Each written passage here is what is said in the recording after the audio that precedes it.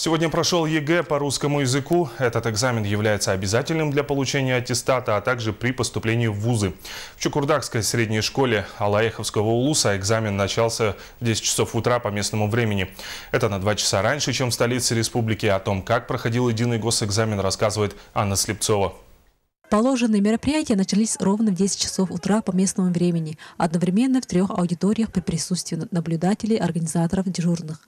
Кроме того, в классах, где сдавались экзамены, установлены видеокамеры. Также дополнительные видеокамеры установлены в коридорах школы. В школе работал пропускной режим, при входе осуществлялась проверка металлоискателя. Русский язык и математика – обязательные экзамены. И именно от результата сегодняшнего экзамена зависит дальнейшее будущее выпускников. И, конечно, ребята очень волнуются.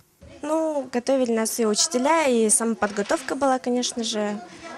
Пробные хорошо писала, и надеюсь на лучшее, то, что хорошо готовились сейчас. Очень все было вообще на высшем уровне. Хорошо подготовилась? Хорошо сдав, наверное. Каждый день на консультации по несколько часов. Вместе с выпускниками волнуются и их учителя, которые до вчерашнего дня проводили консультации. Самое главное, они сдали эти экзамены. Они стоят, все мы стоим с ними вместе на пороге того, что все-таки новой жизни, так скажем. Может быть громко, но новой жизни. Они должны это все пройти. Дай бог, они сдадут успешные экзамены. И, естественно, мы будем очень рады в 20-х числах июня, если, дай бог, всем вручить аттестаты, всем 37 нашим выпускникам вручить аттестат.